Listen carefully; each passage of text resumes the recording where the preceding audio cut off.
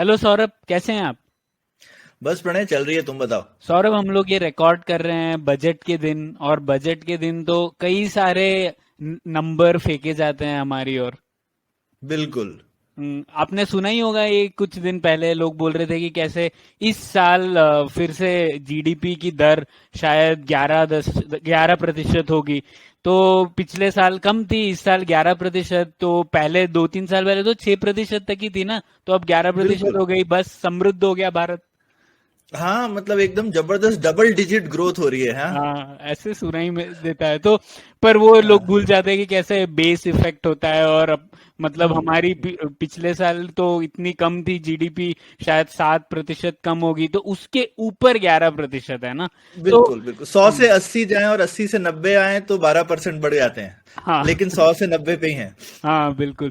तो ऐसी चीजें हैं सौरभ। आजकल हम लोगों ने एक एपिसोड भी किया था प्रतीक के साथ, ये नैरेटिव्स के ऊपर, और कैसे माहौल हम्म। बनाया जाता है। तो अक्सर नंबर्स का प्रयोग करके भी बहुत सारे अलग अलग माहौल खड़े किए जा सकते हैं। तो अंक गणित की साक्षरता थोड़ी बहुत जरूरी हो गई है आजकल, और व्हाट्सएप पर भी भरे रहते हैं नंबर्स। हमको सीखने की जरूरत है ना कि कैसे इसका प्रयोग ठीक रूप से किया जाए। बिल्कुल बिल्कुल। और जिसको बोलते हैं ना, इतने सारे हमारे अ, हम जो शायद सोचना चाहते हैं वो जहां भी नंबर आते हैं ना, तो हमारी सोच जिसको बोलते हैं लड़खड़ा जाती है। तो बिल्कुल। उसके लिए हमको शायद थोड़े से एड्स की जरूरत पड़ती है, ताकि जरा हम सोच नंबर के सामने लड़खड़ाए ना। बिल्कुल। तो इसी इसी जद्दोजहद में आज हम लोग एक एपिसोड करते हैं कार्तिक के साथ। कार्तिक, बहुत बहुत स्वागत है आपका पुलियाबाजी में एक बार फिर। कार्तिक तो वैसे डेटा गुरु है और विलक्षण प्रतिभा वाले इंसान है। तो कार्तिक से तो हम लोग कई विषयों पर बात कर सकते हैं, और हम लोगों ने क्रिकेट पर की थी लास्ट टाइम बात, और क्रिकेट एनालिटिक्स पे उन्होंने हमें बहुत कुछ सिखाया था। तो आज हम लोग ये अंक गणित साक्षरता के ऊपर ही एपिसोड करते हैं। कार्तिक, स्वागत है आपका। Thank you. फिर से आने के लिए बहुत बहुत खुशी हो रही है। ठीक है, तो कार्तिक, शुरुआत इस तरीके से करते हैं हम लोग, एक एक करके उदाहरण लेते हैं कुछ, और फिर समझने की कोशिश करते हैं कि इसमें क्या गलती हो रही है, और फिर ठीक आप है। हमें सिखाइएगा कि हम लोग ठीक से समझ पा रहे हैं या नहीं। तो पहले कहाँ शुरुआत की जाए? पहले ये लकी नंबर्स के पास, लकी शर्ट, लकी नंबर, वहां से शुरू शुरू करेंगे। मैं 20 साल पहले मेरा एक लकी शर्ट था। हाँ हर हाँ। एग्जाम के लिए वही शर्ट पहन के जाता था मैं। मतलब स्कूल यूनिफॉर्म शर्ट नहीं था, कोई और शर्ट था। हर एग्जाम के लिए वही हम्म शर्ट, क्योंकि एक एग्जाम में वो शर्ट हम्म पहन के मैंने बहुत अच्छा किया। तो हर एग्जाम के लिए वही हम्म शर्ट। और अच्छा हुआ तो हम्म अच्छा, मेरा लकी शर्ट पहना इसलिए अच्छा हुआ। नहीं हुआ तो हम्म शर्ट इतना खराब एग्जाम था कि मेरा लकी शर्ट पहनने से भी कुछ फर्क नहीं पड़ा, और बहुत खराब किया। तो इसके लिए इसका हम्म दो दो सort of लेसन है उसमें। एक है उसको हम्म मेरे हिंदी में उसका नाम जाता नहीं, उसका नाम है कंफर्मेशन बायस। मतलब हम्म हम्म। जब आप कुछ देखते हो, आप पहला आपका कोई होता है, मन में कोई होता है, मॉडल होता है कि ऐसा होना चाहिए। ऐसे बता देना कि आप समझ लो आज सुबह आपने डिसाइड कर लिया कि आज का बजट तो बहुत अच्छा होगा। हम्म तो जैसा भी जो भी बजट हो, मैंने बजट नहीं देखा नहीं है आज, उसके बारे हम्म में पढ़ा भी नहीं। पर जो भी बजट बजट हो उसमें जो जो आपका बजट को कंफर्म करता है, मतलब आपने सोचा था कि अच्छा बजट होगा होगा, जो अच्छे पॉइंट हम्म है सिर्फ आप वही देखते हो और बताते हो कि ये अच्छा बजट था।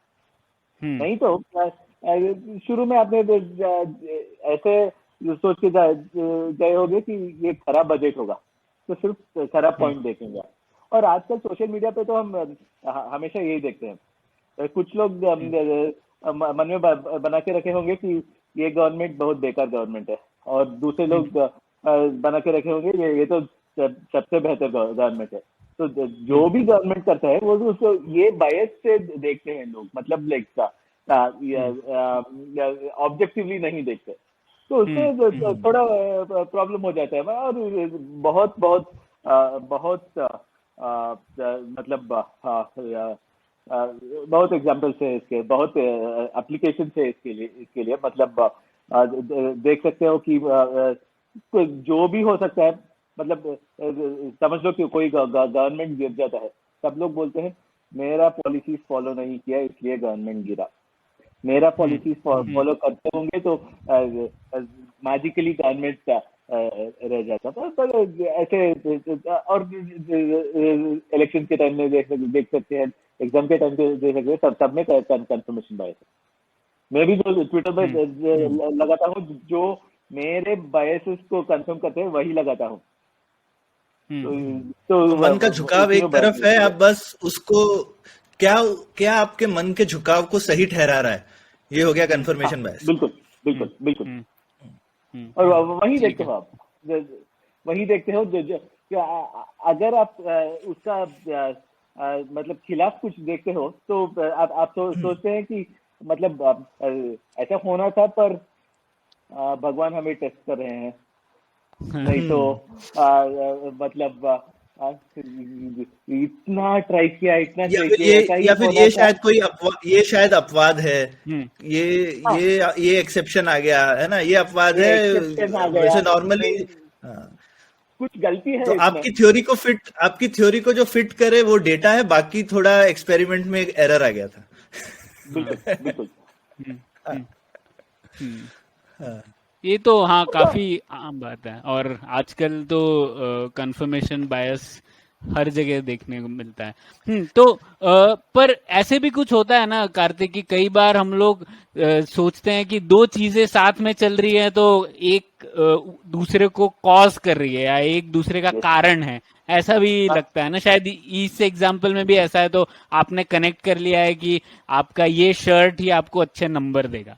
वही पहले बोला था कि इसमें दो लेसन है, एक था कंफर्मेशन बायस, दूसरा है मतलब आप इंग्लिश में बोलते हैं उसका एक बहुत अच्छा XKCD कॉमिक है, उसका लिंक आप ये एपिसोड के नीचे डाल देना जब पब्लिश करते हैं।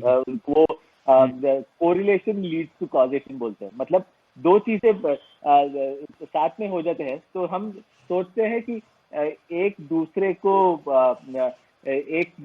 कॉज करता है। मतलब ये समझ लीजिए, सुबह होता है, उसी समय मुर्गा चिल्लाता है, तो हम सोच सकते हैं कि जब मुर्गा चिल्लाता है तब सूरज निकलता है, मुर्गे से सूरज निकलता है, हम सोच सकते हैं। काफी सारा ये कोरिलेशन कॉजेशन वैसा ही बनता है, मतलब दो चीजें साथ में होने देखते हैं तो एक से दूसरा कॉज होता है, वो तो समझते हैं हम। और हो सकता है कभी कभी कोई तीसरा ही कारण हो, कभी कभी तीसरा ही कारण हो, कभी कभी तीसरा कारण हो सकता है, वो ठीक है। कभी कभी सिर्फ रैंडम है, एक दो बार हाँ, कोई कारण ही नहीं, चांस की बात थी बस। हाँ, सिर्फ रैंडमली हो गया है। और मेरा एग्जाम का कोई तीसरा कारण नहीं है, मतलब शर्ट और एग्जाम परफॉर्मेंस में कोई रिलेशन ही नहीं है अभी जब देखता हूँ तो। और कोई तीसरा भी कारण नहीं है, मतलब सिर्फ दो एग्जाम में वो शर्ट पहन के गया, अच्छा किया और वो लकी शर्ट बन गया। तो पर कार्तिक कारण था शर्ट पहनने वाला।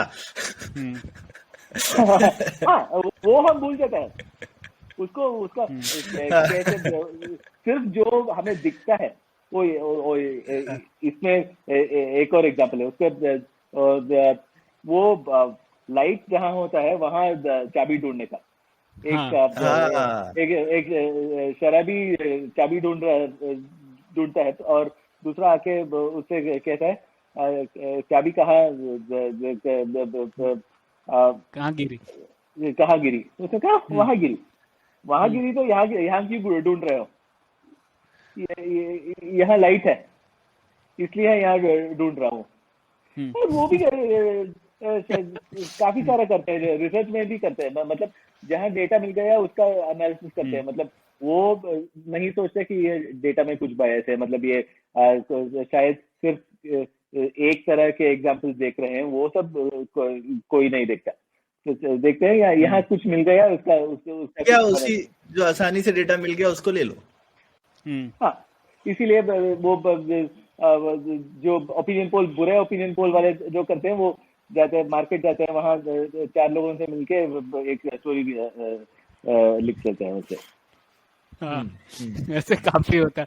हाँ, देख अमले हमें दिखते हैं या, ऐसे या, एकदम। या फिर जैसे काफी सारे जर्नलिस्ट जो हैं जिस एयरपोर्ट में जो टैक्सी में बैठते हैं उस टैक्सी ड्राइवर से बात करके पूरी स्टोरी लिख देते हैं, उसके बाद में हाँ उसके बाद में उनका पूरा ट्रिप खत्म। मतलब एक ये मीम है कि टैक्सी ड्राइवर जर्नलिस्ट से ज्यादा पैसे मांगते हैं, क्योंकि वो उनको जहाँ लेते हैं उस सर्विस के अलावा स्टोरी भी देते हैं ना। बिल्कुल। मैं ये पॉलिटिशियन को वोट दे रहा हूँ इसलिए वही जीतेगा, वो टैक्सी वाला बता देता है और जर्नलिस्ट वही लिख देता है, क्योंकि वो डेटा आसानी से मिल गया। तो हाँ। तो इसे कहते हैं डेटा शोषण, मतलब डेटा का कुछ कोई भी प्रयोग करके कुछ भी आप उससे मनवा लो। तो ऐसे पर कार्तिक, पर देखिए अब ये भी तो सोचने की बात है ना। अब जैसे आपने वो शर्ट पहना और वो शर्ट पहनने से आपको लगता है कि आप अच्छा परफॉर्म करेंगे और उस वजह से आपका आत्मविश्वास बढ़ गया है ना, और इसलिए आपने ठीक किया अगली बार। तो इस ऐसे चीजें भी तो हो सकती है ना। पर उल्टा भी हो सकता है। एक बार शर्ट पहन लिया, आत्मविश्वास बढ़ गया, अच्छा किया, दूसरे बार वही शर्ट किया, आत्मविश्वास और भी बढ़ गया, काफी ज्यादा ही बढ़ गया, तो ओवर कॉन्फिडेंट हो गया और बुरा किया, तो ऐसा भी हो सकता है। तो इसमें सब जहाँ डायरेक्ट रिलेशन नहीं है, एक दूसरे को कॉज नहीं करता, तो बहुत रैंडमनेस होता है। मतलब ऐसे भी देखते हैं, उल्टा भी देखते हैं। तो इसलिए कुछ ये इलेक्शन टाइप के में ये हमारे चैनल्स का ये फेवरेट है, दिल्ली में जो जीतता है वो इंडिया में वो हारेगा, वैसा। तो एक था कि बैंगलोर साउथ में जो जीता है वो कभी गवर्नमेंट में नहीं रहेगा, क्योंकि हर समय बैंगलोर साउथ ऑपोजिशन को ही इलेक्ट कर सकते हैं। तो वो भी ऐसा डेटा शोषण था। 4-5 बार वैसा हुआ, फिर 3-4 बार बिल्कुल उल्टा हो गया। तो ऐसा कभी नहीं। क्योंकि आप इतने सारे 500 कॉन्स्टिट्यूएंसी में देखोगे तो कोई एक तो निकल ही आएगी जो कि हमेशा किसी ऑपोजिशन वाले ने जीती होगी। नहीं, मैं यही एनालिसिस किया था मैंने मिंट के लिए 7-8 साल पहले, मतलब 2014 इलेक्शन के पहले, और निकली 3-4 कॉन्स्टिट्यूंसी निकली जो पिछले जो कंटिन्यूस 3 इलेक्शन में विनिंग साइड में थे, और चौथे में सारा ऑपोजिशन में आ गए। तो कुछ नहीं कर सकते इनसे। हाँ, तो ठीक, तो ये तो एक मतलब कॉमन सी चीज है कि दो चीज अगर साथ में चल रही हो या फिर एक चीज लगातार एक दूसरी चीज के बाद आ रही हो, तो हमको लगता है कि एक दूसरे का कारण है। तो इसे बताएं कोरिलेशन इज नॉट कॉजेशन। पर हाँ। इसका तोड़ क्या है कार्तिक? इससे हम लोग कैसे बच सकते हैं, इस जो हमारी टेंडेंसी है उससे? अब जैसे हम लोग सोशल साइंसेज में एक देखते हैं कि लोग आरसीटीज कर रहे हैं, और हम लोगों ने एपिसोड भी किया था रैंडमाइज कंट्रोल ट्रायल्स के ऊपर। तो क्या रैंडमाइज कंट्रोल ट्रायल जैसे तरीके हमें कॉजेशन की ओर ले जाते हैं कोरिलेशन से दूर हटकर, या नहीं? नहीं, रैंडमाइज कंट्रोल में भी आपका कोरिलेशन कॉजेशन का प्रॉब्लम है। मतलब रैंडमाइज कंट्रोल में एडवांटेज ये है कि रैंडमाइज है, मतलब कोई बायस नहीं होगा, पर रैंडमनेस तो हो सकता है, नाम में ही रैंडमनेस है। तो उसमें ये नहीं, जहाँ ये हो वहाँ वो भी है, सिर्फ वही बोल सकते हैं रैंडमाइज कंट्रोल ट्रायल से। ये नहीं बोल सकते हैं कि इसके वजह से वो हो गया। हाँ। वो कभी नहीं उसके लिए सिर्फ लॉजिक यूज करना है, सिर्फ लॉजिक यूज करना है। मतलब हमने देख लिया शायद 3 बार जो शर्ट पहना और एग्जाम में अच्छा किया, वैसा इसका कोई लॉजिक है, हमें सोचना है। और कभी कभी लॉजिक मिल जाता है, कभी लॉजिक मिल जाता है कि मतलब हमने वर्कर्स का सैलरी बढ़ा दिया और कंपनी का प्रॉफिट ऊपर गया, शायद 3-4 बार हो गया, तो उसमें लॉजिक निकाल सकते हैं और अच्छा लॉजिक निकाल सकते हैं। तो अच्छा लॉजिक निकाल सकते हैं, तो उसमें कोई कॉलिशन होगा। तो उसमें वो बैटल नंबर से नहीं लड़ाई जा सकती है, सिर्फ लॉजिक से लड़ाई जा सकती है। इसकी एक मजेदार कहानी है प्रणय की। एक बार यूएस की फेमस एक गाड़ी खराब हो जाती है। वो कंप्लेन इस तरह से आती है कि मैं जाकर के जब भी एक अजीब से फ्लेवर की आइसक्रीम खाता हूं तो उसके बाद में मेरी गाड़ी ठीक से नहीं चलती है। वनीला फ्लेवर खाता हूं तो मेरी गाड़ी ठीक से चलती है। हाँ, अच्छा। तो अभी वो मतलब गाड़ी के इंजीनियर जो है वो बड़े चकमा गए, भैया ये ऐसी कैसी प्रॉब्लम है, गाड़ी के आइसक्रीम खाने से गाड़ी के खराब होने का क्या ताल्लुक हो सकता है। हाँ। लेकिन उनको लगा कि ऐसी कंप्लेन जेन्युइन आदमी ने करी है, तो उन्होंने इंजीनियर भेजा और उसने जाके रिपीट किया एक्सपेरिमेंट, तो सही में वो आइसक्रीम खाने पर गाड़ी नहीं चली। हाँ। तो लेकिन फाइनली फिर उसने सोचा, क्योंकि आइसक्रीम से तो ऑब्वियसली कोई रिलेशन नहीं है, हाँ। लेकिन उन्होंने क्या देखा कि वो जो अजीब फ्लेवर की आइसक्रीम थी वो खाने में समय ज्यादा लगता था। अच्छा। और वो समय के गैप की वजह से गाड़ी में एक दिक्कत थी जो कि उभर के आती थी, वर्सेस आप रेगुलर वनीला जो फटाफट मिल जाती थी उसमें नहीं आती थी। तो कभी कभी कारण के नीचे कारण छुपे होते हैं, ऊपर से लगते हैं कुछ और है। और इसका तारक आप नहीं बोलिए। कहिए सर। नहीं, मैं बोलता था कि मतलब नहीं सर, सबके लिए कारण ढूंढ सकते हैं। मतलब कभी कभी अच्छे कारण ढूंढ सकते हैं, कभी कभी बकवास कारण भी ढूंढ सकते हैं। सबके लिए कारण ढूंढ सकते हैं। और जब मैं एनालिसिस करता हूँ तो कभी कभी लोग पूछने डेटा क्या बोलता है। मैं बोलता हूँ आपको क्या चाहिए, डेटा क्या बोले आप बोल दीजिए, वो निकलता हूँ मैं। क्योंकि डेटा से तो मतलब एक बहुत अच्छा डेटा से हम निकाला जा सकता है। मतलब एक बहुत अच्छा किताब है, उसका नाम है how to live with statistics, 1954 का बुक है। मतलब अच्छा। जब कंप्यूटर भी नहीं थे, यूनिवर्सिटीज में भी कंप्यूटर्स नहीं थे 1954 में, तभी लिखा था ये किताब how to live with statistics. इसमें यही बोला जा सकता है, मतलब डेटा से कैसे झूठ बोल सकते हैं।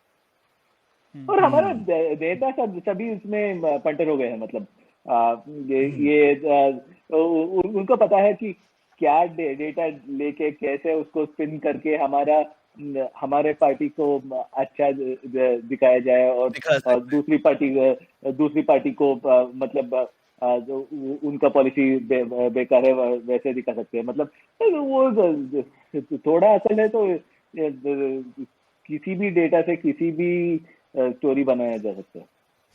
लेकिन और शायद हम लोगों की एक और टेंडेंसी होती है ना कि नंबर देखते हैं तो हमारा विश्वास लेकिन उस पर बढ़ जाता है। कहीं पे भी कोई अगर आंकड़े लेके बात करता है तो हमको लगता है कि आंकड़े हैं तो कुछ सच होगा जरूर इसमें, जबकि आप कह रहे हैं कि आंकड़ों को तो किसी तरह से भी तोड़ मड़ोड़ हम सकते हैं और हम आंकड़ों से कुछ भी कहलवा सकते हैं।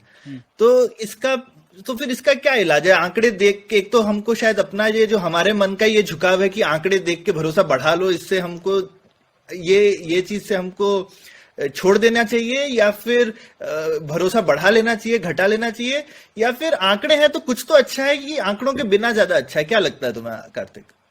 तो दोनों के मतलब नंबर भी चाहिए और लॉजिक भी चाहिए, तो दोनों को मिला के जब किसी स्टोरी को पढ़ते हैं तो वो कंसिस्टेंट है तो फिर कॉन्फिडेंस बढ़ा जा सकता है। मतलब थोड़ा ध्यान से पढ़ते हैं तो कोई बकवास एनालिसिस कर रहा है तो बिल्कुल आसानी से दिखाया जा सकता है।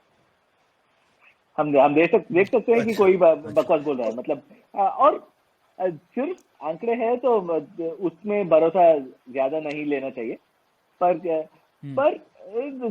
थोड़ा ज्यादा ध्यान दे सकते हैं। मतलब नंबर से तो थोड़ा हम भी थोड़ा एनालिसिस कर सकते हैं उसका, और हम भी एनालिसिस करेंगे तो थोड़ा इंडिपेंडेंट कंफर्मेशन हो सकता है, इसलिए शायद भरोसा ज्यादा हो सकता है। पर एक और है, मतलब ये डिमांड सप्लाई का है। मतलब ये नंबर के साथ एनालिसिस इतना स्केर्स है कि उसका भाव ज्यादा हो गया। इतना कम आदमी नंबर डाल के एनालिसिस करते हैं कि नंबर देख लिया तो हम सोचते हैं कि ये अच्छा एनालिसिस है। बिल्कुल। तो शुरुआत ही ऐसी है कि इतने कम नंबर्स का प्रयोग होता है कि कोई भी यूज कर ले तो ठीक है, इसको तो पता ही होगा। हाँ, उसका बहुत लो बेस है हमारा। सिर्फ यहाँ सिर्फ इंडिया में नहीं, वर्ल्ड वाइड यही प्रॉब्लम है। कोई नंबर मतलब आज ये डेटा जर्नलिज्म जो कहते हैं ये सिर्फ लास्ट 10 years का है। वो अब ओबामा वाला इलेक्शन से शुरू हो गया शायद। उसके पहले कोई जर्नलिस्ट डेटा के बारे में बात नहीं करता था, सिर्फ जाता था और 3-4 टैक्सी ड्राइवर और एक बार्बर से बात करके कहानी लिखते थे।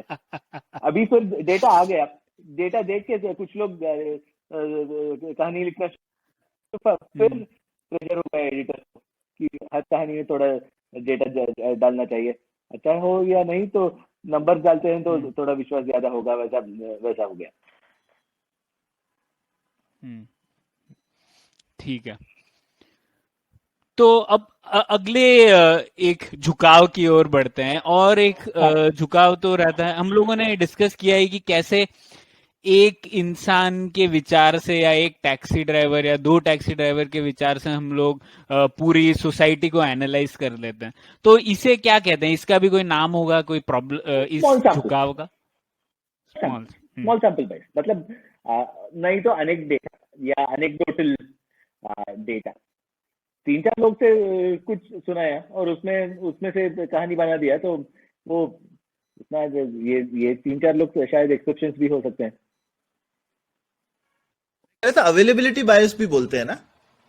अवेलेबिलिटी बायस वो थोड़ा दूसरा हो सकता है। जो अवेलेबिलिटी बायस जो होता है कि जो इजीली अवेलेबल है उसको देख के उसने स्टोरी बना दिया, मतलब ये स्मॉल सैंपल उससे ऑर्थोगोनल है। मतलब लाइक अवेलेबिलिटी बायस हो सकता है या सर्वे बायस हो सकता है, जो भी बायस हो। मतलब एक रिपोर्ट आता है 83% of doctors recommend this toothpaste, और फिर स्मॉल प्रिंट देखो, वहां लिखा होता है कि हमने 6 डॉक्टर से पूछा, 5 ने कहा कि ये अच्छा है टूथपेस्ट है, एक ने बोला कि ये अच्छा नहीं है, तो 83% हो गया उससे, पब्लिश कर दिया। अच्छा, ठीक है, तो ये बेसिकली अपना सैंपल साइज का ही बायस है। सैंपल साइज का बायस है, मतलब बहुत कम लोगों से बात करके कुछ उससे कहानी बना जाती है। मतलब ये थोड़ा ज्यादा मार्क्स लाता हूँ। अभी 2 पॉइंट दिया तो उसमें सिर्फ लाइन डाला, लाइन से ज्वाइन कर सकते हो, पर कुछ लोग हैं उनको 2 पॉइंट दे दो, वो बहुत लाइक कॉम्प्लिकेटेड कर्व बना देते हैं। और ये मतलब पता नहीं कौन, शायद जॉन वॉन नॉयमन, उन्होंने बोला था कि 4 वेरिएबल्स दे दो तो मैं हाथी बना सकता हूँ, और मुझे 5वां दे दो तो उसका ट्रंक ऐसा उसकी सूंड भी बना दूंगा, वो भी बना दूंगा, क्योंकि वो मॉडलिंग के लिए मैथ तो है, पर लॉजिक नहीं लगा हो तो कुछ भी बना सकते हो उससे, नंबर से कुछ भी बना सकते हो।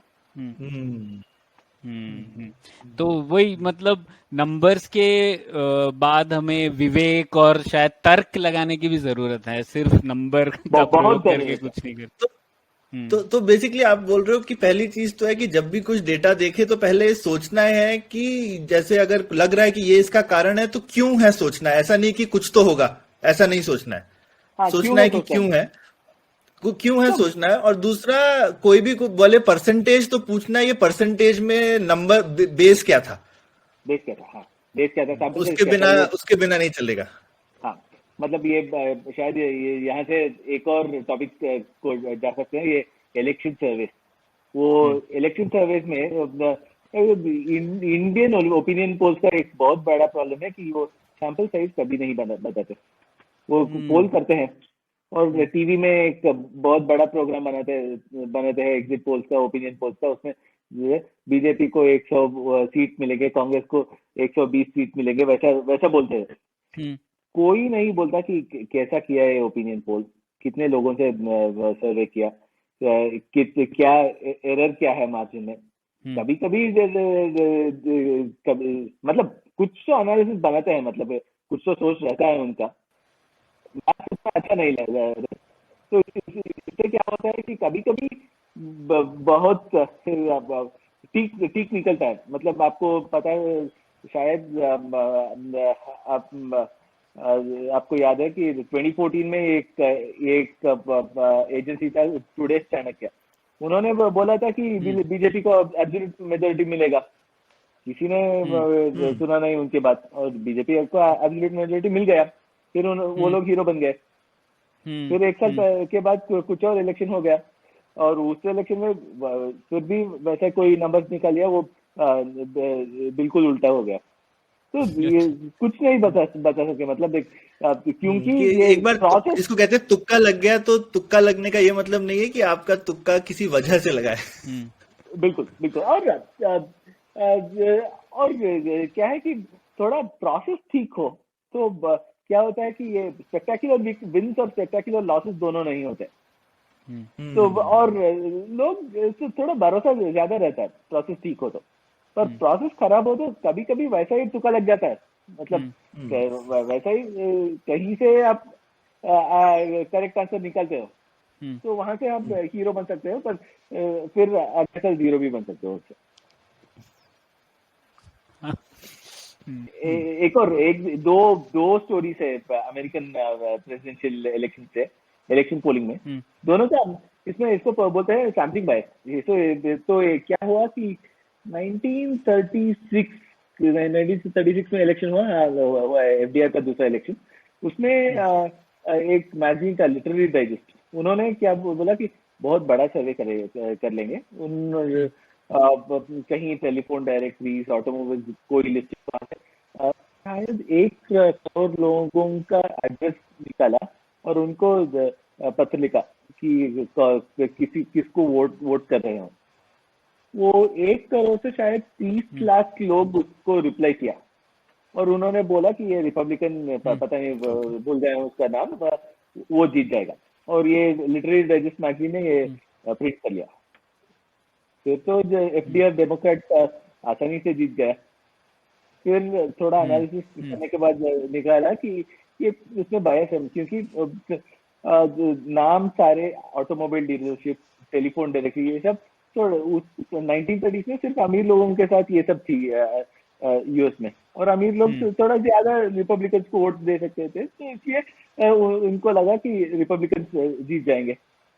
और फिर डेमोक्रेट जीत गए। वैसा वही स्टोरी 12 साल के बाद रिपीट हो गया 1948 इलेक्शन में। उसका एक बहुत फेमस पिक्चर है, एक हैरी ट्रूमन, वो प्रेसिडेंट, मतलब पहले एफडीआर का वाइस प्रेसिडेंट था, फिर एफडीआर के गुजरने के बाद वो प्रेसिडेंट बन गया। और उसको वो एक न्यूज़पेपर को ऐसे रखा है, उस पर लिखा है Dewey defeat Truman. Dewey Republican challenger था न्यूयॉर्क से, और फिर शिकागो ट्रिब्यून वैसा ही मिस्टेक किया। उन्होंने उन्होंने फोन किया, बहुत सारे लोगों को फोन किया किसको वोट दे रहे हैं। उसमें ज्यादा लोग ड्यूई बोला, क्योंकि 1948 में भी फोन सिर्फ थोड़ा अमीर लोगों के साथ थी यूएस में। और वो उससे उन्होंने पब्लिश किया इलेक्शन रिजल्ट के दिन, ड्यूई डिफीट्स ट्रूमन। ट्रूमन आसानी से जीत गया। तो कहीं से वो ट्रेन से निकल रहा है, पेपर को ऐसा हाथ में रख के, जैसा आजकल लोग अपनी वेबसाइट पे सर्वे करते हैं, एक ये सेम मिस्टेक है जो आजकल लोग अपनी वेबसाइट पे सर्वे करते हैं। तो वो वेबसाइट पे जो सर्वे करते हैं तो उसका भी सेम ही प्रॉब्लम है। वेबसाइट का एक और लेवल बायस है। एक बायस है कि वेबसाइट जो देखते हैं उसमें बायस है। दूसरा, मेरा वेबसाइट में मेरे दोस्त ज्यादा आते हैं, तो वो मेरे दोस्तों का सर्वे हो गया, जनरल सर्वे नहीं हुआ। वेबसाइट सर्वे और ट्विटर पोल बनाते हैं, वो भी ऐसा मेरे दोस्तों का पोल हो गया, जनरल पोल नहीं है वो। उसमें हमेशा बायस होता है उसमें। बिल्कुल। तो मतलब थोड़ा सोचते हैं तो मतलब अच्छा सर्वे कर सकते हैं, पर उसमें उसके थोड़ा जितना बजट है हमारे चैनल के साथ उससे थोड़ा ज्यादा चाहिए उसके लिए अच्छे कर। और मुझे लगता है ऐसा नहीं है कि सब लोग बिना सोचे समझे करते हैं कार्तिक। कुछ को देखिए, वो चैनल का भी बायस है, वो भी अब कुछ चैनल भी बटे हुए हैं ना। तो हाँ चैनल फैन ही जो होते है हैं। वो कुछ एक पार्टी के फैन ही देख रहे हैं। अब आप हाँ उनको बुरी न्यूज थोड़ी सुनाना चाहते हैं। एनीवे अगर इलेक्शन हार गए तो उसके बाद गम ही खानी ही है। इलेक्शन हाँ। जीतने से पहले तो सब मिलके पार्टी कर लेते हैं ना कि भाई अब जीतने वाले हैं, चलो। तो मेरा ख्याल है इसमें कि जो सर्वे बनाते हैं उसका सिर्फ टॉप लाइन रिजल्ट हम जनरल पब्लिक को बोलते हैं, क्योंकि सर्वे हम्म। जब करते हैं तो शायद 20-25 क्वेश्चन पूछते हैं। आपका ये इन्फ्लेशन अच्छा। का क्या ख्याल है आपका, ये कम्युनलिज्म के बारे में क्या सोचते हो, इसके बारे में शायद फार्मर्स के बारे में क्या सोचते हो। 20-25 क्वेश्चन पूछते हैं और उसके बाद एक क्वेश्चन पूछते हैं कि किसको वोट देंगे। दो स्टोरीज है, एक है वो एक्स मिनिस्टर वाला, वो उसको हम बाद में आते हैं। पर मेरा ख्याल ये है कि सर्विस में 20-25 सवाल होते हैं, तो कुछ स्टेटिस्टिक्स आता है टीवी में, मतलब मोस्ट पॉपुलर प्राइम मिनिस्टर, मतलब 30% ऑफ द पीपल को नरेंद्र मोदी प्राइम मिनिस्टर चाहिए और 20% को राहुल गांधी चाहिए, वैसा वो सब बोलते हैं। पर मुझे क्या इंफॉर्मेशन इंटरेस्टिंग है कि उसका कोरिलेशन, जो लोग सोचते हैं कि ये मोदी सबसे बेहतर प्राइम मिनिस्टर है, वो इन्फ्लेशन के बारे में क्या सोचते हैं, वो प्राइवेटाइजेशन में के बारे में क्या, वो सवाल के जवाब ये कोरिलेशन में जो होते हैं, उसका वैल्यू पार्टीज के लिए बहुत ज्यादा है। और पार्टीज के इंटरेस्ट में है कि ये सर्वे ठीक से करे और बायस नहीं हो, क्योंकि शायद मैं 6-7 साल से इंतजार कर रहा हूँ कि कोई मुझे ऐसे सर्वे का रॉ डेटा दे दे, तो मैं उसको देख के ये एनालिसिस खुद कर सकूं या किसी के लिए कर दूं। पर मुझे वो डेटा नहीं मिली है।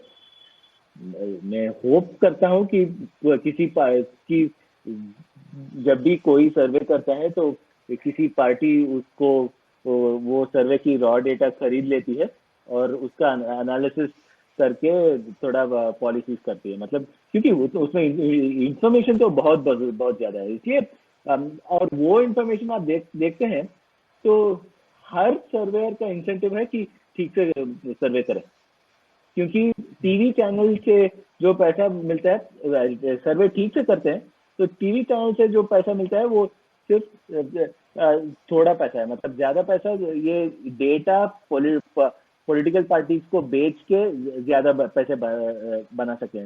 भाई ऐसे पैसा बनाते हैं कि नहीं वो मैं नहीं जानता, पर यदि मैं ये सर्वे करता तो ऐसा मॉनिटर करने के लिए ट्राई करता हूँ। और दूसरा एग्जांपल है इसमें, वो हमारा एक्स मिनिस्टर वाला, उसको बोलते हैं लीडिंग क्वेश्चन, कि पहले 4-5 क्वेश्चन पूछ लो और उससे मतलब हर आदमी को क्या है कि कंसिस्टेंटली आंसर करने का मन करता है। और जो आंसर पहले 4-5 क्वेश्चन का जो आंसर करता है वैसा ही छठे क्वेश्चन का आंसर करते हैं, और उसी आदमी से दूसरे क्वेश्चन पूछ के आप बिल्कुल कॉन्ट्रडिक्टरी आंसर्स निकाल सकते हैं। तो सौरभ इसका एक उदाहरण लेते हैं, ठीक है। तो आपने सुना ही होगा ये 1 रैंक 1 पेंशन चल रहा है, बहुत कुछ, मतलब वो पेंशन बढ़ाने की बात है हमारे सैनिकों की, ठीक है। तो अब मैं आपसे 2 सवाल पूछ दूंगा, 3 सवाल 2 अलग तरीके से, ठीक है। तो आपको लगता है सौरभ कि चीन भारत को बहुत धमका रहा है बॉर्डर पर? हाँ। और आपको लगता है कि भारत को एकदम मुंह तोड़ जवाब देना चाहिए? बिल्कुल। और आपको लगता है कि हमारी आर्मी बहुत इंपॉर्टेंट है चीन से बचाने के लिए हमें? बिल्कुल। तो आपको लगता नहीं है कि हमारे जो पेंशन जो सैनिक हैं जो 2400 घंटे चीन से लड़ रहे हैं, उन्हें रिटायरमेंट होने के बाद कम से कम अच्छी पेंशन तो मिलनी चाहिए? हाँ, बिल्कुल मिलनी चाहिए। तो ओआरओपी होनी चाहिए कि नहीं होनी चाहिए? ओआरओपी होनी चाहिए फिर तो। ठीक है, तो अब आपने कहा ओआरओपी होनी चाहिए, अब दूसरे तरीके से आते हैं। आपकी कंपनी में सौरभ आपको पेंशन मिलती है? मेरे को हाँ बिल्कुल मिलती है।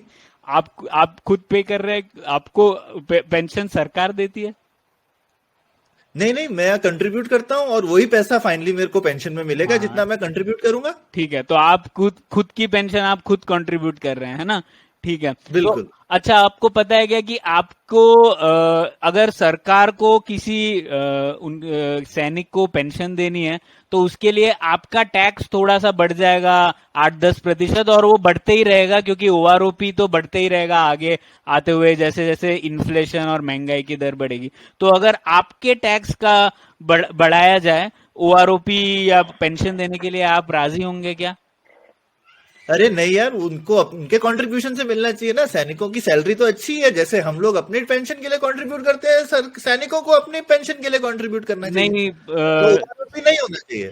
तो आरोपी नहीं होनी चाहिए ना, तो आप दूसरे, आप एक ही चीज को और अगर मान लीजिए मैंने ये पहले 3-4 सवाल नहीं पब्लिश किया और सिर्फ अंत वाला सवाल पब्लिश किया, तो हम आपसे ही 2 अलग अलग ओपिनियंस ले सकते हैं। तो ये हो गया लीडिंग बिल्कुल क्वेश्चन, बिल्कुल है ले ना? सकते हैं। बढ़िया था ये। ठीक है। तो वैसे कार्तिक, इससे एक और बात भी जुड़ी है। जैसे मैंने जब सौरभ से पूछा सैनिकों के बारे में और थोड़ा मैंने इमोशनल टाइप की चीजें पूछी, तो एक वो सोशल डिजायरेबिलिटी बायस हो जाता है ना। मतलब लोग हमेशा हाँ, चाहते हैं कि वो अच्छे दिखें और वो ऐसे दरिंदगी वाले जैसे नहीं सामने आए। ये कॉन्सेप्ट है। एक जॉर्ज मेसन यूनिवर्सिटी का एक प्रोफेसर है, ब्रायन कैप्लन। तो हम्म। उसका बहुत अच्छा वाला ब्लॉग लिखता है वो। तो उसमें हाँ। लिखा है ये सोशल डिजायरेबिलिटी बायस। जब किसी हम्म। से कुछ क्वेश्चन, इसमें ट्विटर में दिखता है, लोग उसको वर्च्यू सिग्नलिंग बोलते हैं। मतलब हम्म। लोग ये लिखते हैं कि वो अम, जो लिखते हैं वो कि मैं जो लिखता हूँ कि मैं अच्छा दिखूं। हम्म। लोग देखना चाहिए कि मैं बहुत अच्छा आदमी हूँ। वो मैं सोच हम्म। के लिखता हूँ। मैं ये नहीं हम्म। लिखता कि जो मैं मन में सोचता हूँ। हम्म। तो और सर्विस में, मतलब जो आपको इंटरव्यू करने के लिए आता है वो आपको पता नहीं, पर फिर भी आपको थोड़ा इम्प्रेशन बनाने की चीज होती है। तो आपको हम्म। लगता है कि थोड़ा मैं इसके सामने कोई मतलब नीचा ना लग जाऊं, नीचा नहीं नीचा न लगना लग चाहिए मेरे। नीचा नहीं लगना चाहिए, इसलिए मैं अच्छा जवाब देना तो चाहिए। फिर लोग पूछते हैं, गरीबी हटाना चाहिए कि नहीं? तो सब हम्म। बोलते हैं हाँ बिल्कुल हटाना चाहिए।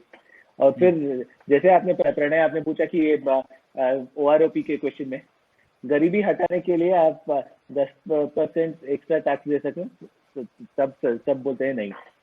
तो ऐसे मतलब लाइक सबको सब लोग ये बोलते हैं कि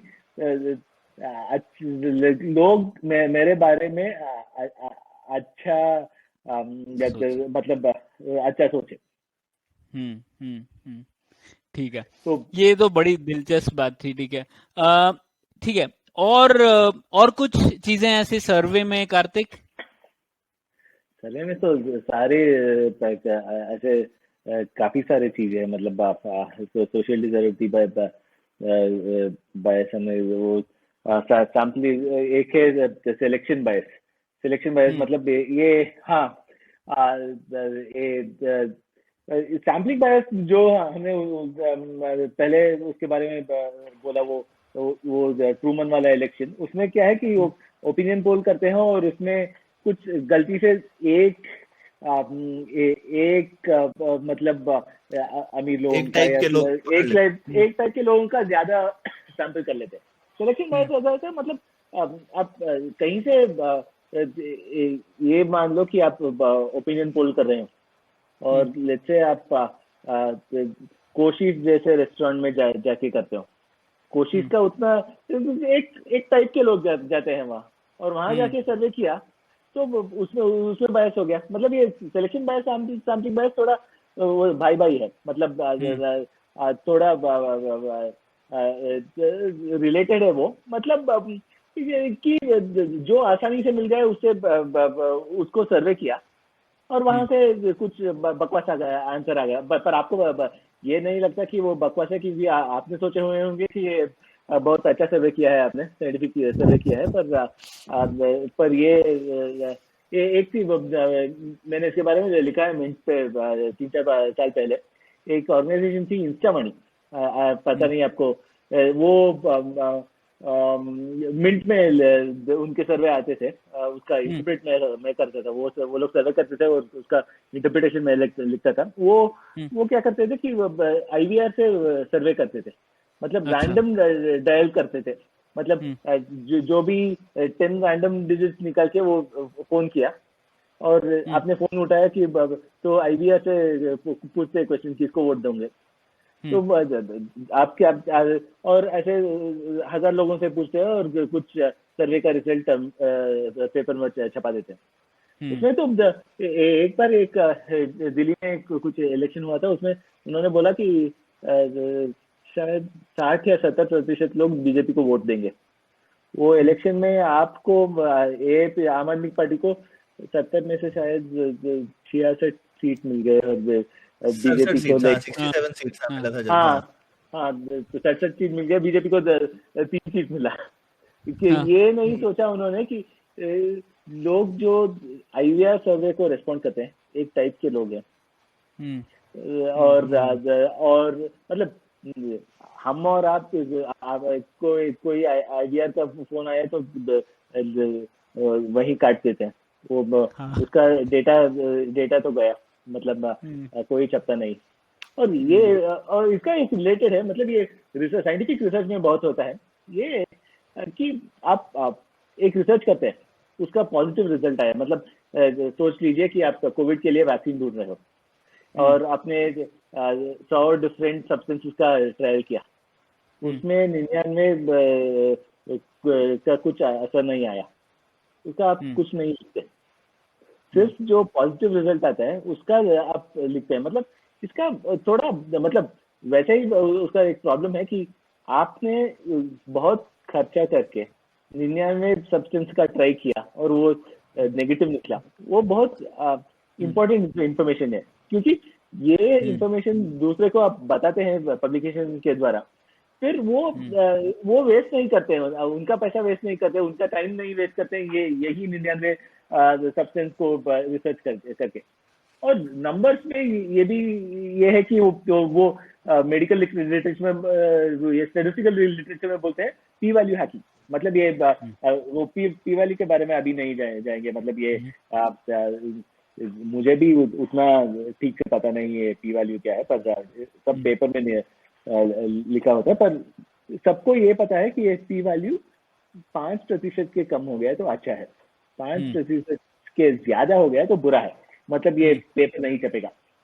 तो किसी ने रिसर्च किया कि ये सारे पब्लिश किए हुए पेपर में पी वैल्यू क्या है वो निकाल के एक एनालिसिस किया था, ज्यादा का ज्यादा 4 और 5% के बीच में थे, और एक और स्पाइक था 9 और 10% के बीच में, क्योंकि वो 10 के अंदर है तो फिर भी थोड़ा छप सकता है, मतलब 11-12 हो गया तो 1-2 पॉइंट निकाल दो, उसको 11 से 9 बना देना और पब्लिश करो। तो वैसा वो इंसेंटिव थोड़ा खराब हो गया कुछ रिसर्च के लिए, तो सिर्फ पॉजिटिव रिजल्ट छपते हैं, नेगेटिव रिजल्ट नहीं छपते, ये काम नहीं करता, वो नहीं छपते, और उसका थोड़ा प्रॉब्लम हो सकता है।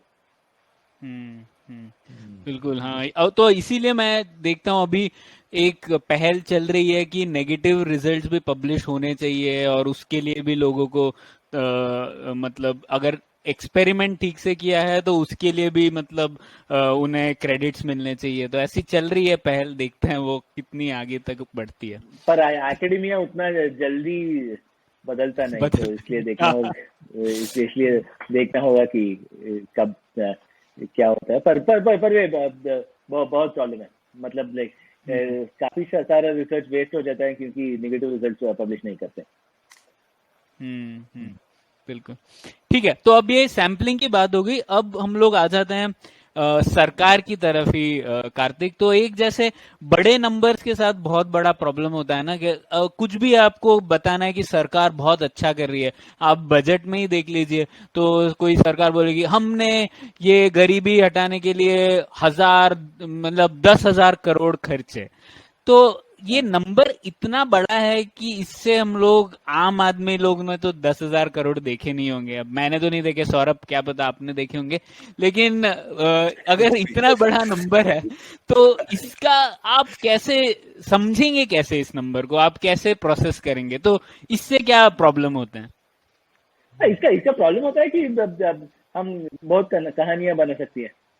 मतलब 10,000 करोड़ बड़ा नंबर जैसा दिखता है, तो उसमें कहानी बना सकते हैं, और उल्टा कहानी भी बना सकते हैं। मतलब शायद 10 साल पहले, मतलब ये यूपीए के टाइम में हुआ था शायद, ये वो एक कोई पॉवर्टी लाइन, मतलब गरीबी की लाइन जो थी, जो जितने इनकम से के अंदर जो है वो लोग गरीब है, वो बनते हैं ना, वो उसको रिवाइज किया गवर्नमेंट ने।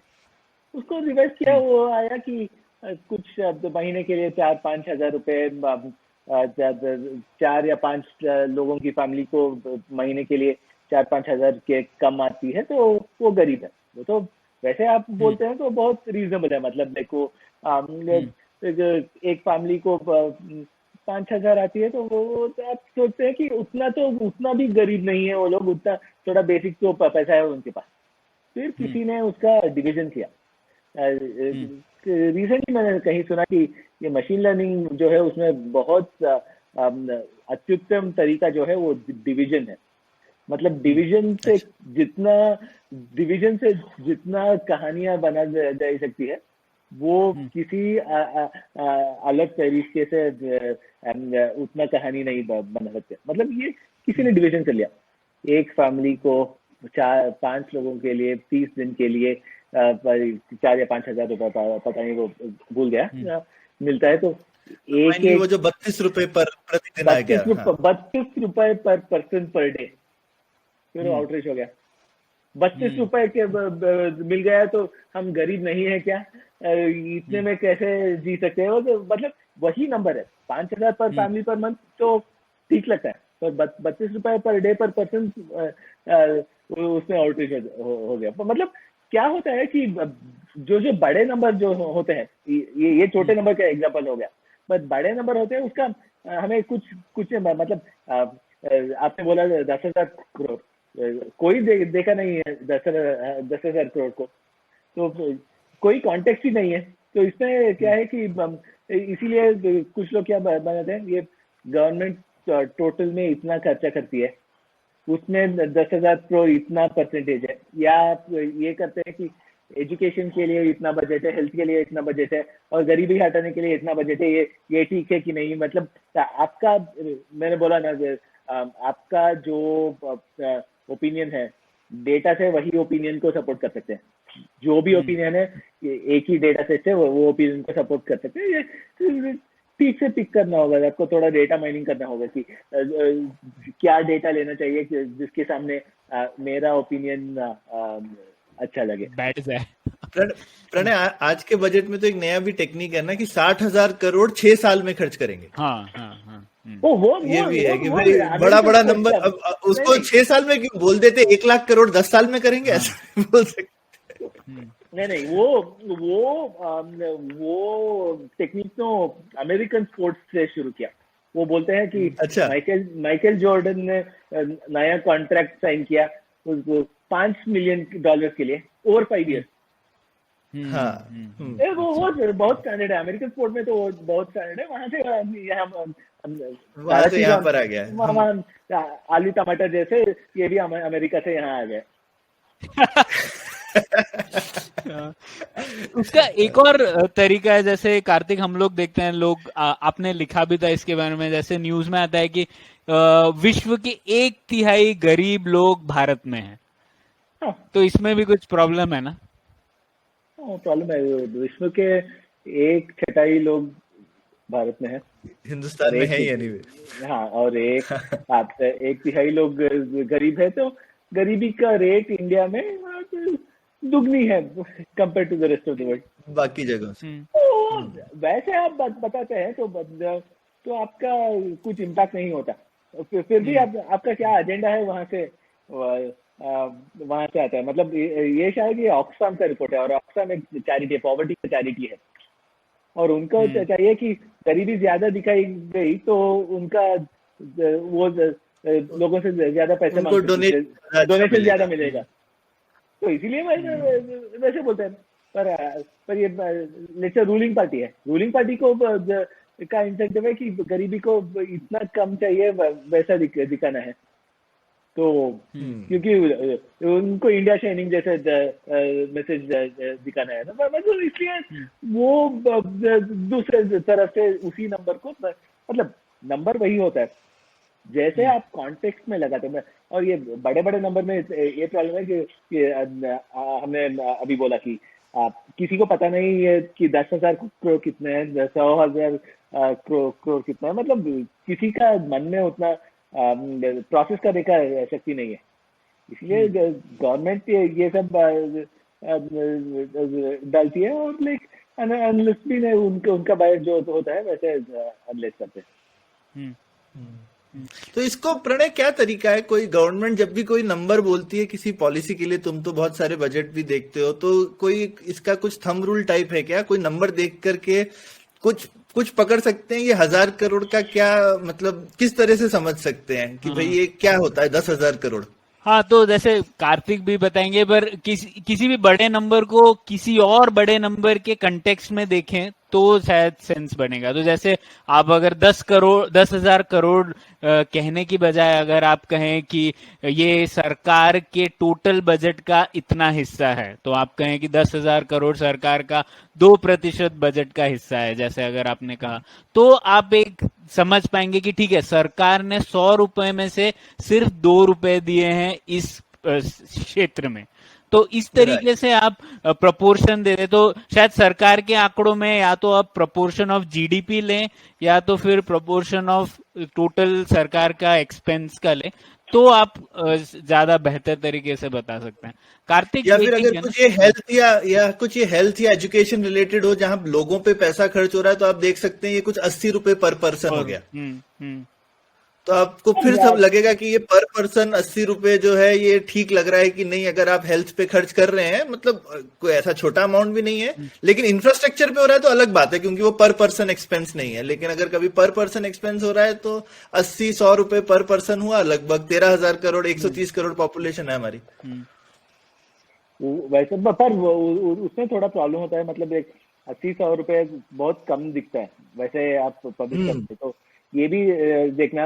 और थोड़ा सिंपल सोल्यूशन है, मतलब पिछले साल का देख लीजिए, 2 साल पहले का देख लीजिए, ये देख लीजिए कि जब जो ऑपोजिशन अभी है वो जब गवर्नमेंट में थी तब कितना था, वो सब डाल के, मतलब। और most powerful machine learning technique is division, वो निकाल के कुछ दूसरे कॉन्टेक्स्ट में लगा सकते हैं। मतलब बजट का 2% है, 2 साल पहले बजट का 1.8% था, उससे थोड़ा इतना बढ़ गया है, वैसा कुछ कहानी बनाई जा सकती है। ठीक है। तो ये तो हम लोगों ने बात कर ली अभी तक नंबर्स की।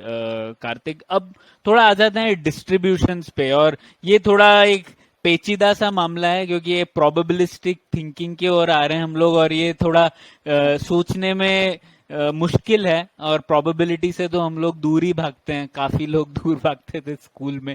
तो लेकिन ये प्रोबेबिलिस्टिक थिंकिंग समझना बहुत जरूरी है आजकल के दौर में। तो आप बताइए ना, ये किसने मेरा एक सोल्यूशन है इसके लिए। स्पोर्ट्स बेटिंग को हम लीगलाइज कर लेते हैं तो सबको प्रोबेबिलिस्टिक थिंकिंग आ जाएगा। क्योंकि जब अब हम स्पोर्ट्स में, मतलब ये देखो कि अगला हफ्ता इंडिया इंग्लैंड का सीरीज शुरू होगा। अभी सिर्फ सत्ता मार्केट में है कि इंडिया का प्रोबेबिलिटी क्या है जीतने का, इंग्लैंड का क्या है, और वो कैसे मैच के दौरान कैसे ऊपर नीचे जाएगा, वो सब वो लीगलाइज हो गया। तो ज्यादा लोग इसमें भाग लेंगे और ज्यादा लोगों को ये प्रोबेबिलिस्टिक थिंकिंग आ जाएगी। मतलब सरकार को जो टैक्सेस से जो पैसा बनाती है वो एक बेनिफिट हो गया। लोगों में प्रोबेबिलिस्टिक थिंकिंग का को इंस्टिल करना एक और बेनिफिट हो गया। और तीसरा ये है कि मतलब बेटिंग लीगलाइज हो गया तो मैच फिक्सिंग के लिए इमीडिएट विक्टिम हो जाता है, तो मैच फिक्सिंग लोग करते हैं उसको जेल भी भिजवा जा सकती है, जैसे इंग्लैंड में किया। तो अब पर ये आई मीन हो रहा है, मतलब आजकल ये रियल मनी गेम्स और ये फैंटेसी उसमें, पर ज्यादातर लोग उसमें भाग नहीं लेंगे, तो इसलिए स्पोर्ट्स बेटिंग को लीगलाइज करते हैं तो सबको प्रोबेबिलिस्टिक थिंकिंग आ जाएगा। सब सोचेंगे कि भाई अगली बॉल पे आउट होने वाला है कि नहीं, इस पे पैसा लगाएं कि नहीं। जब अपना पैसा लगता है तो सब सोचने लगते हैं। पैसा बिल्कुल जब और शेयर मार्केट की कुछ लोग बोलते हैं कि शेयर मार्केट भी वैसा बेटिंग है, पर ज्यादातर इन्वेस्टर्स हैं। इन्वेस्टर लोगों ना मैं हर महीने कुछ पैसा निफ्टी में डाल देता हूँ और बैठ देता हूँ, तो उसमें कोई प्रोबेबिलिस्टिक थिंकिंग नहीं है। पर रोज मैं ऑप्शन ट्रेडिंग करूंगा तो उसमें प्रोबेबिलिस्टिक थिंकिंग आ गया। पर वो ज्यादा बहुत कॉम्प्लिकेटेड है स्पोर्ट्स में। आपको बोलना कि अगली बॉल पे छक्का लग सकता है कि नहीं लग सकता, ये एक्चुअली कोई भी बच्चा भी एनालाइज कर लेगा, ठीक से सोचेगा। और लोगों का मैथ भी इम्प्रूव हो जाएगा, क्योंकि सब बिल्कुल बहुत बढ़िया आइडिया है कार्तिक, ये मतलब एकदम पब्लिक, एकदम आपने मतलब ये इससे बढ़िया आर्गुमेंट मैंने सुना नहीं है कि भाई इंडिया का अगर मैथ्स का स्टैंडर्ड इंप्रूव करना है तो हमको क्रिकेट में बैटिंग लीगलाइज करना चाहिए। पिछली बार मैं जब आपके पॉडकास्ट में आया था तो सिर्फ क्रिकेट एनालिटिक्स के बारे में बोला था, तो ये नहीं सोचा कि बल्कि ये आप बेटिंग को लीगलाइज करेंगे तो इतना ये भी बेनिफिट है उसमें। अच्छा, तो जबरदस्त ये हो गया, मतलब आज बारिश होगा कि नहीं, तो लोग बोल देंगे कि मेट ऑफिस बोलेगा 30% चांस है, तो 30% चांस है बारिश के। तो मेरे को क्या लगता है कि ये चाहता लूं कि नहीं, मतलब ये थोड़ा ये मुश्किल है, ये ऐसा थिंकिंग थोड़ा मुश्किल है, मतलब हमेशा नहीं होता, मतलब पर किसी सिचुएशंस में सोचना पड़ता है। मतलब एक है कि इंडिया में सारे लोग अपने आप को मिडिल क्लास समझते हैं। पता नहीं कितने जितना पैसा, मतलब रिसेंटली 1-2 साल पहले एक एनालिसिस किया था मैंने, उससे बोला कि आप शायद साल में 20 लाख रुपए बनाते हो तो आप 1% है इनकम, मतलब आप टॉप 1% बाई इनकम में हो, मतलब इंडिया में 99% के लोग आपसे गरीब है जब आप साल में 20 लाख रुपए बनाते हो। पर जो एक आदमी को पकड़ो जो 20 लाख बनाता है या 40 लाख बनाता है, 1 करोड़ बनाता है, और पूछो कि आप अमीर हो कि गरीब हो, तो हमेशा बोल रहा है मैं मिडिल क्लास हूँ या अपर मिडिल क्लास हूँ। ये ऐसा लोग ऐसा सोचते हैं कि उनको डिस्ट्रीब्यूशन पता नहीं है कि इनकम का डिस्ट्रीब्यूशन क्या है। और ये भी है कि हमारा मैथ टेक्स्ट बुक जो है वो मैथ सारे ये एडवांस मैथ, प्रोबेबिलिटी और मशीन लर्निंग वो सब फिजिक्स से आया, और फिजिक्स के और स्टैटिस्टिकल मैकेनिक्स में है। और स्टैटिस्टिकल मैकेनिक्स मतलब गैसेस में वो एक अच्छा प्रॉपर्टी है कि ये सब नॉर्मली डिस्ट्रीब्यूटेड है। नॉर्मली डिस्ट्रीब्यूटेड मतलब एक ऐसा घंटा जैसा लगता है, मतलब ये मंदिर का घंटा क्या है घंटा। तो मतलब इसका मतलब ये नॉर्मल डिस्ट्रीब्यूशन, मतलब कोई भी चीज को आप देखें तो ज्यादातर वैल्यूज बीच में होंगे और एक्सट्रीम्स में काफी कम नंबर होंगे, थोड़े कम होंगे, मंदिर के घंटे के जैसे। मंदिर के घंटे के और दोनों और पूंछ हो गए, मतलब इक्वली।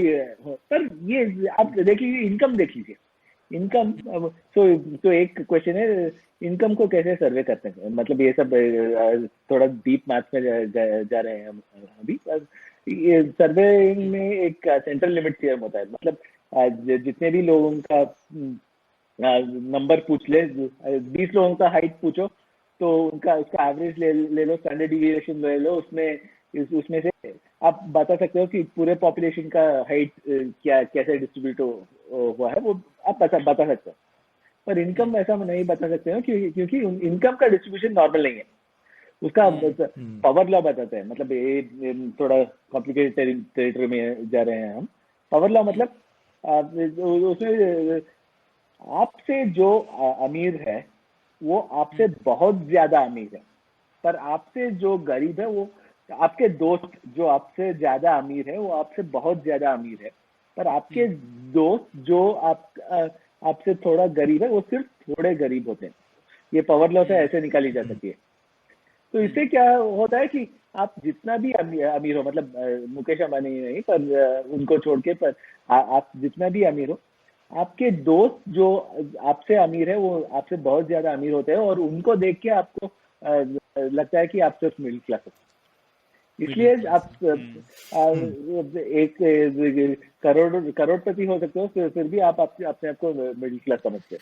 क्योंकि जो भी करोड़पति है उसके दोस्त 10 करोड़पति होंगे, या जो लखपति है उसके दोस्त 10 लखपति होंगे, और लेकिन होंगे तो उसको लगेगा कि मैं तो मिडिल क्लास हूँ। हाँ। तो और वो पावर लॉ बेसिकली ऐसा थोड़ा सांप जैसा, फन के जैसा, ऐसा ऊपर। हाँ, वैसे मतलब, और नहीं तो हाथी जैसा, हाथी की सूंड जैसा। हाथी की सूंड जैसा। हाँ, ओके, वैसा। हाँ, ठीक है। तो ये पावर लॉ डिस्ट्रीब्यूशन जो रहते हैं वो आपने बोला इनकम्स में रहते हैं, और किसी चीज में रहता है क्या? ट्विटर फॉलोअर्स में रहता है। अच्छा। आप देख लीजिए कि सोशल मीडिया में वो है, वो उसको सोशल मीडिया के बारे में काफी सारा रिसर्च है। वो फेसबुक ट्विटर आने से पहले की रिसर्च है उसमें, कि स्केल फ्री नेटवर्क बताते हैं उसको। मतलब आप किसको फॉलो करोगे, तो आपने ट्विटर ज्वाइन किया, किसको फॉलो करोगे? आप पहले अपने दोस्तों को फॉलो करेंगे, फिर वो जो रीट्वीट करते हैं उनको देखते हैं। जो अभी से पॉपुलर अकाउंट्स है उनका रीट्वीट ज्यादा होता है, तो आप उनको ज्यादा देखते हो, तो ज्यादा प्रोबेबिलिटी है कि आप उनको फॉलो करो। तो जो मतलब अमीर जो है वो ज्यादा अमीर हो जाता है। मतलब ये बिब्लिकल सेइंग है, वो जो अभी मन में नहीं आ रहा है, मतलब पर और जिनका अभी 10,000 लाखों फॉलोअर्स है उनका ज्यादा होता है। हम जैसे लोग जिनका थोड़े हजारों में है फॉलोअर्स, वो वहीं रह जाता है। मतलब तो power law, Twitter power law है। इसमें भी वो मिडिल क्लास वाली फीलिंग है प्रणय। जो सैकड़ों वाले बेचारे फॉलोअर वाले हैं, वो सोच रहे होंगे ये देखो ये बेचारे सिर्फ हजारों वाले हैं। हाँ। हाँ, हाँ। क्योंकि जो हजारों वाले हैं वो लाखों वालों को देख रहे हैं। बिल्कुल। तो सही बात। बिल्कुल। और जबकि ट्विटर ने शायद डेटा पब्लिश किया हुआ है कि शायद 2 या 3 हजार से ज्यादा फॉलोअर वाले शायद कुछ 2% ही लोग हैं।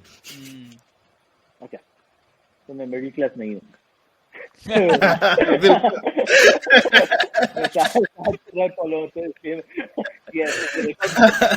ये रिलीज होता है तो उसके बाद में पता नहीं, पर लाइक ठीक है। तो एक और ऐसा डिस्ट्रीब्यूशन है कार्तिक, जो अक्सर मैंने सुना है, लोग जैसे कहते हैं कि टेररिज्म को कंपेयर करते हैं अक्सर हमारे सड़क पे जो मौतें होती हैं उससे। तो लोग कहते हैं जैसे कि देखिए भारत में तो बहुत कम लोग जैसे एक साल में मरते हैं आजकल, लेकिन बैंगलोर की सड़कों पर ही औसतन 2 लोग रोज मरते हैं सर। तो लोग कहते हैं कि टेररिज्म पर ज्यादा हमें जोर देना ही नहीं चाहिए, हम लोग को अपने रोड ठीक करने चाहिए। तो इसमें क्या प्रॉब्लम है? ओके, ये टेररिज्म है, दूसरा कोविड है। तो वो दोनों एक ही इस समय, पिछले साल लोग कोविड के बारे में भी ऐसे ही बात करते थे कि मलेरिया से जितने लोग मरते हैं उससे कम कोविड से मरते हैं। मतलब इसका मैं पहले एक इन्वेस्टमेंट बैंक में काम करता था, वहां हम बहुत कोरिलेशन के बारे में बात करते थे। मतलब एक आदमी एक्सीडेंट में मर गया तो उसका कहीं और किसी और आदमी को एक्सीडेंट में मरना और यहाँ एक आदमी को एक्सीडेंट में मरना, वो दोनों इंडिपेंडेंट है। मतलब एक ज्यादा आदमी एक्सीडेंट में मरने से कहीं और दूसरे आदमी एक्सीडेंट में मरने का प्रोबेबिलिटी ज्यादा या कम नहीं होता। पर आप जैसे पहले कोविड के बारे में बात करते हो, फिर टेररिज्म बात हो, पर कोविड को देखो तो मतलब उसका क्या है कि उसका पोटेंशियल हमें पता नहीं है। आज शायद 100 लोग मर रहे हैं, पर ये हमें नहीं पता कि ऐसा ही फैलता जाए तो कल कितना लोग मरेंगे, क्योंकि वो एक आदमी से दूसरे आदमी को फैलता है। एक्सीडेंट वैसे नहीं फैलता, एक्सीडेंट एक आदमी से दूसरे आदमी को नहीं फैलता। वैसे भी टेररिज्म का इंसिडेंट्स में जितने लोग मरते हैं वो भी पावर लॉ है, वो भी पावर लॉ है। क्योंकि आज शायद एक अटैक हो गया, 10 लोग मर गए, हमने सोचा हाँ आज जैसे हार्ट अटैक से 100 लोग मर गए तो हम टेररिज्म को के बारे में क्यों बात करें, हार्ट अटैक के बारे में बात करते हैं। बट हार्ट अटैक होता है वही वो मतलब को रिलेटेड फिनोमिनन है। तो टेररिज्म में आज एक बॉम्ब 10 लोगों को मारा, कल 10,000 लोग को वही बॉम्ब वैसा ही बॉम्ब मार सकता है। वो नहीं सोचते हैं कि क्या लोग नहीं सोचते हैं कि ये इतना थिन टेल डिस्ट्रीब्यूशन, ये भी पावर लॉ है। मतलब टेररिज्म में जितना टेररिस्ट अटैक में जितना लोग मरते हैं वो भी लगभग से पावर लॉ है। और उसका इतना थिन टेल है कि हमें जहां भी थोड़ा वो इंक्रीज देखते हैं, मतलब थोड़ा टेररिस्ट एक्टिविटी इंक्रीज देखते हैं, तो उसमें उसको हमें उसी टाइम पे उसका जवाब देना चाहिए, नहीं तो वो बढ़ता ही जाएगा। और वो अनबाउंडेड है, अनबाउंडेड है, 9/11 या 26/11 जैसा आ जाएगा, कुछ वैसा आ जाएगा। मतलब और वो भी मतलब ये नहीं है ना, मतलब वो लिमिट नहीं है। 9/11 या 26/11 काफी सारे लोग मर गए, पर हाँ 9/11 का एक और कहानी है। 9/11 में शायद 3,000 लोग या लगभग 3,000 लोग मर गए, पर मेरे ख्याल से मैं भूल गया हूँ, 20 साल हो गए। पर क्या हो उसके बाद लोगों को, अमेरिका में लोगों को फ्लाइट से जाने का डर आ गया। उससे इसलिए लोग ज्यादा ये गाड़ी से चलना शुरू किया। और एक इकोनॉमिस्ट, एक जर्मन इकोनॉमिस्ट है गर्ड गिगरिन, उनका 2-3 बुक्स है, बहुत अच्छे बुक लिखे हैं, रिस्क के बारे में बहुत अच्छा लिखते हैं वो। उसने एनालाइज किया कि लोग गाड़ी से जाने के से ज्यादा रोड एक्सीडेंट्स हुए, और अच्छा। उसका कारण शायद एक साल में 10,000 ज्यादा लोग मर गए। अरे बाप रे। मतलब टेररिज्म का एक और मतलब टेररिज्म का इम्पैक्ट जितने लोग मरते हैं उसमें नहीं, पर जितना इम्पैक्ट होता है उसमें मतलब जितना लोग डरते हैं, इसलिए टेररिज्म कहते हैं। उसका सोचना चाहिए। मतलब पर ये है कि मतलब आप सोच सकते हो कि 9/11 में सिर्फ 3,000 लोग मर गए, और कोरोना से आजकल शायद डेली अमेरिका में 3,000 लोग मरे। पर वो है कि ये टेल इवेंट है, मतलब पता नहीं होंगे कि इससे थोड़ा बड़ा अटैक हो गया तो कितने लोग मरेंगे, कितना नुकसान होगा उससे, वो हम मैं इंतजार नहीं कर सकते। बिल्कुल ठीक है कार्तिक, तो ये तो समझ में आ गया, और थोड़ा और पढ़ने की भी जरूरत है इसमें। तो आप हमें कुछ किताबें रिकमेंड कीजिए ना, कि कैसे हम लोग और डेटा साक्षर हो सकते हैं। कुछ ऐसी किताबें हैं क्या कि जिससे हम लोग ये लॉजिक और तर्क का बेहतर इस्तेमाल कर सकते हैं? एक है, मैं पहले ही बोला था, ये एक how to live with statistics, वो 1954 का बुक है। बहुत अच्छा बुक है, मतलब बड़ा बुक नहीं है, शायद 200 पेज के अंदर है। डैरिल हाफ का, बट बहुत बहुत अच्छा बुक है उससे। और 1954 में उसने जो लिखा था कि कैसे नंबर से झूठ बोल सकते हैं, अभी 2021 में भी वो सब वैलिड है, कुछ नहीं चेंज हुआ है। तो और वो बुक के बारे में बोल दिया, तो दूसरे उतना लेवल का बुक नहीं है। मतलब नेट सिल्वर का बुक काफी अच्छा है, सिग्नल एंड द नॉइस। 10 साल पहले का बुक है, the signal and the noise, Neeraj silver का। वो भी शायद बहुत अच्छे एग्जाम्पल्स है। नसीम तालिब के बुक्स शायद वो भी काफी अच्छे हैं। ये fooled bye randomness, fooled bye randomness, वो उनका पहला पॉपुलर बुक है। वो वहां से शुरू कर सके। वो मतलब बाद में थोड़ा क्रैंकी हो गए वो, but like fooled bye randomness काफी अच्छा बुक है। और है पर बुक्स तो है। आई मीन कोई भी बुक में जब आप ये ऐसा सोचना शुरू करते हैं तो कोई भी बुक में आपको रिस्क का मतलब सोचना, मतलब अमित वर्मा का एक कॉलम था, वो पोकर के बारे में लिखते थे, शायद बिजनेस लाइन या कहीं। वो बहुत अच्छा कॉलम था रिस्क के बारे में, रिस्क के बारे में सोचने के लिए। सिर्फ पोकर के बारे में लिखता था वो, पर वहां से आप रिस्क के बारे में वो एनी ड्यूक का वो भी है ना, thinking in bets. Thinking in bets वो उसका मैंने सिर्फ उसका पॉडकास्ट एक दो सुना है, पर बुक में ही पढ़ा है वो। एनी ड्यूक का वो भी ठीक है। वो मतलब काफी सारे बुक है, काफी सारे, ये 3-4 काफी है। मतलब हाउ टू राइट स्टैटिस्टिक्स वो काफी है।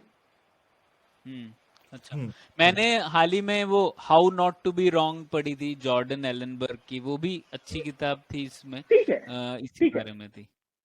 ठीक है, थोड़ी अच्छी मतलब है। हाँ, इतने अच्छे से लिखे नहीं है, पर सब कॉन्सेप्ट्स कवर किए हैं उन्होंने, ये सब सब कॉन्सेप्ट कर रहे हैं। हाँ, सब कॉन्सेप्ट कवर किए। ठीक है। ठीक है कार्तिक, बहुत बहुत शुक्रिया, आप फिर से आए और हमें फिर से सिखाया डेटा कैसे बेहतर समझे और कैसे डेटा के झांसे में ना आए, आसानी से थोड़ा सोचे समझे और फिर ही आप अपना ओपिनियन बनाए। तो ये आपने बताया, इसके लिए बहुत बहुत शुक्रिया। Thank you.